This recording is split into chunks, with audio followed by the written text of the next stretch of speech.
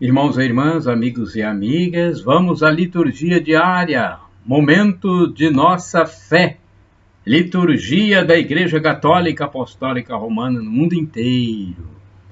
18 de julho de 2019, quinta-feira, 15ª semana do Tempo Comum. Nesta quinta-feira, a cor dos paramentos litúrgicos é verde. Temos o ofício do dia. Esta é a antífona da entrada. Contemplarei justificado a vossa face, e serei saciado quando manifestar a vossa glória.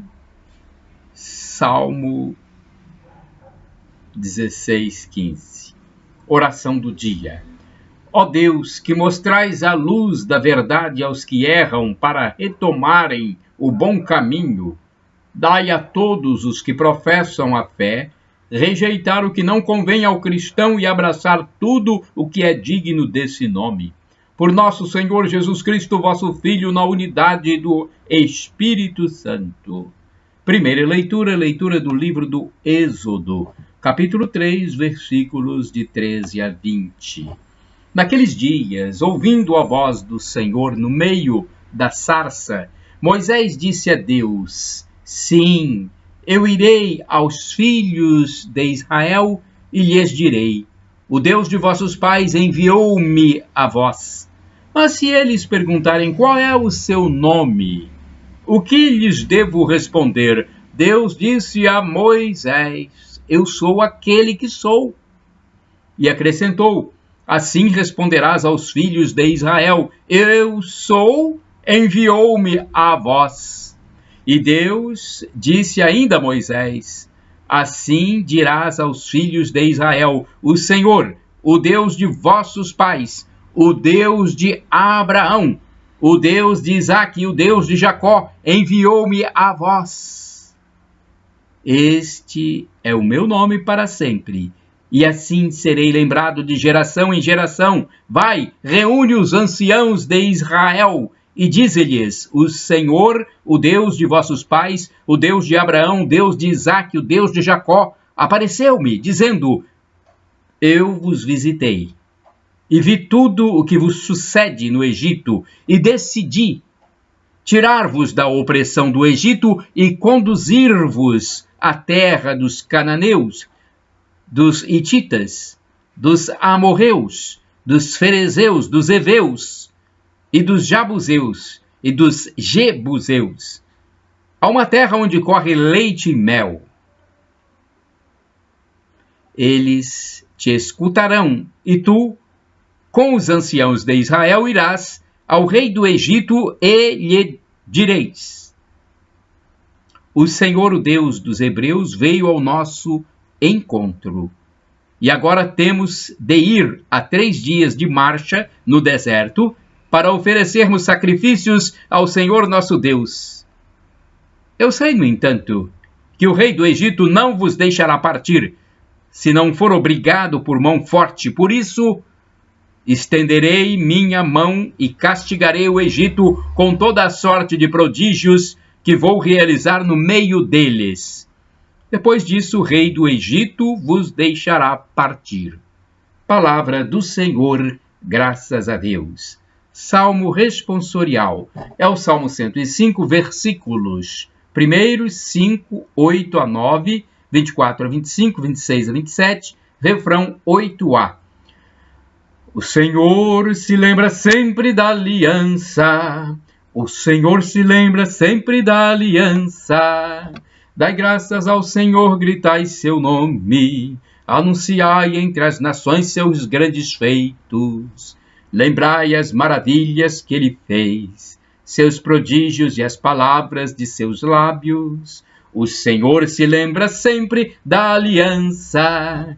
Ele sempre se recorda da aliança, promulgada em incontáveis gerações, da aliança que ele fez com Abraão e do seu santo juramento a Isaque. O Senhor se lembra sempre da aliança.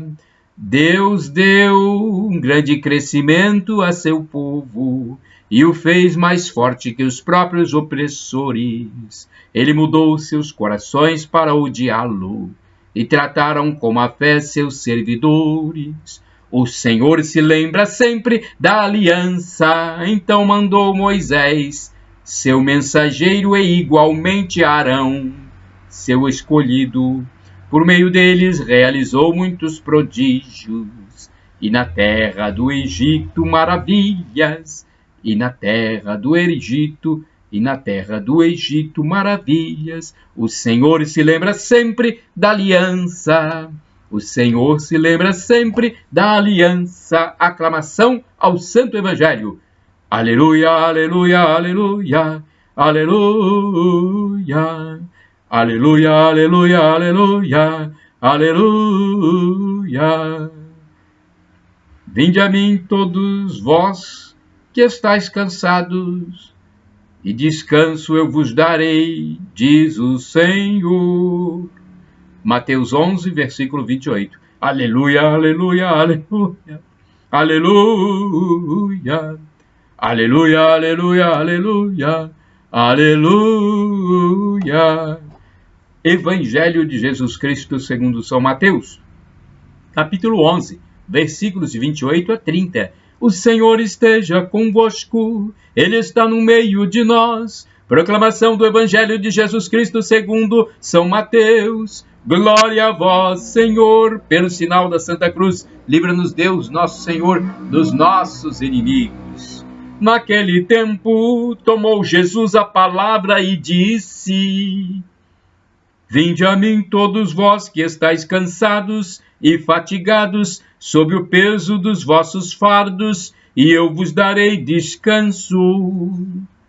Tomai sobre vós o meu jugo, e aprendei de mim, porque sou manso e humilde de coração, e vós encontrareis descanso.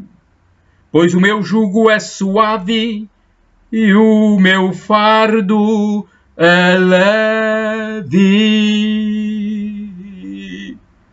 Palavra da salvação. Glória a vós, Senhor. Vamos à reflexão. É um texto de Antônio Carlos Santini, da Comunidade Católica Nova Aliança. O e-mail dele é santini@novaalianca.com.br. E achareis repouso. Vamos à liturgia comentada. Esta passagem do Evangelho, exclusiva de Mateus, chega a ser comovente na sua candura. Jesus faz um convite a todos vós que sofreis, que estáis sobrecarregados, seguido de uma promessa: e eu vos descansarei. Ora, seria difícil encontrar alguém que não se enquadrasse como destinatário deste convite, desde a criança síria, vitimada pelo gás sarim, ao migrante sudanês que atravessa o Mediterrâneo num bote inflável, até a mãe da menina brasileira atingida pela bala perdida em plena sala de aula. Todos sofrem, todos estão esmagados pela vida, todos clamam por descanso e paz. O teólogo Hans Urs von Balthasar comenta: são convidados todos os aflitos e todos os que estão sob o peso, seja lá do que for. E para estes que o repouso é prometido. Os outros não precisam disso. Note-se, porém, a oposição. Aqueles que vêm a Jesus carregam pesados fardos. Mas o jugo de Jesus é fácil de carregar. Seu fardo é leve. Entretanto, o fardo dele, a cruz, é o mais pesado que existe. E não podemos dizer que a sua cruz só é pesada para ele, e não para aqueles que a carregam junto com ele. A solução se encontra na atitude de Jesus, que se designa como manso e humilde de coração, que não geme sob os fardos que lhe são impostos, não se lamenta, não protesta, não os mede, nem os compara às suas próprias forças. Ponham-se em minha escola, e em seguida vocês farão a experiência de que o seu pesado fardo é, afinal, verdadeiramente leve. Não é em vão que o Messias vem Na profecia de Zacarias, capítulo 9, versículos de 9 a 10, montado em um burrinho completamente humilde. E não é sem razão que Paulo, o apóstolo São Paulo, nos recorda termos em nós o Espírito de Deus, do Pai, e o Espírito de Cristo, do Filho, para nos deixar determinar por Ele. O homem carnal geme debaixo de seu fardo, entretanto, não somos devedores da carne, para vivermos segundo a carne. Está lá na carta de São Paulo aos Romanos, capítulo 8, versículos 9 e 11. Ao contrário, nós podemos rejubilar-nos segundo o Espírito Divino que habita em nós, o Espírito de amor entre o Pai e o Filho, por Jesus nos permitir carregar com Ele um pouco de seu jugo, de sua cruz. Assim é que nos é dado experimentar no Espírito o repouso de Deus. Até quando vamos ignorar este ponto central da Boa Nova? Jesus veio para os fracos, para os vencidos, para os sem esperança aos olhos do mundo, e sua maneira de vir foi a encarnação, quando ele mesmo assume plenamente a nossa condição, sem regalias, sem honrarias, sem descanso, e por isso mesmo ele compreende as nossas dores. Orai sem cessar. Eram as nossas dores que ele carregava. Isaías 52, versículo 4. Vamos agora ao santo do dia. É um texto do padre Evaldo César de Souza, missionário redentorista, para o site a12.com. E este vídeo eu gravei para o blog repórterpaulomaciel.blogspot.com, facebook.com/Paulo Maciel da Rádio, e o canal no YouTube Paulo Roberto Maciel. Mas podem divulgá-lo livremente, porque é uma ordem de Jesus. Ide pelo mundo e evangelizai. Então podem divulgar livremente. Dia 18 de julho, Santo Arnulfo de Metz. Arnulfo nasceu em Metz, na antiga Gália, atual França, no ano de 582. A sua família era muito importante e fazia parte da nobreza. Ele estudou e casou-se com uma aristocrata, com a qual teve 2 filhos. Nesta época, a região da Gália era dominada pelos francos e era dividida em diversos reinos que guerreavam entre si. Um dos reis da região, conhecendo a fama da conduta cristã de Arnulfo, o tornou como seu conselheiro, confiou-lhe também a educação de seu filho, Dagoberto, que se formou dentro dos costumes da piedade e do amor cristão. Tal preparo fez de Dagoberto um dos reis católicos mais justos da história. Pelo trabalho zeloso que exercia, foi nomeado bispo, mas não queria aceitar. Conta a tradição que lançou um anel no rio, dizendo a Deus que se ele fosse digno do episcopado, fizesse o anel retornar. Alguns dias depois, o anel foi encontrado no ventre de um peixe. Naquele tempo, as questões dos leigos e do celibato não tinham uma disciplina rigorosa e uniforme dentro da igreja, que ainda seguia evangelizando a Europa. Por isso mesmo casado, Arnulfo foi bispo, e um de seus filhos tornou-se padre. Depois de algum tempo, Arnulfo esbanjou, ou melhor, retificando, depois de algum tempo, Arnulfo abandonou o bispado para ingressar num mosteiro. Desta maneira serena, Arnulfo viveu o resto de seus dias, dedicando-se às orações, penitência e caridade. Morreu no dia 18 de julho de 641. Reflexão.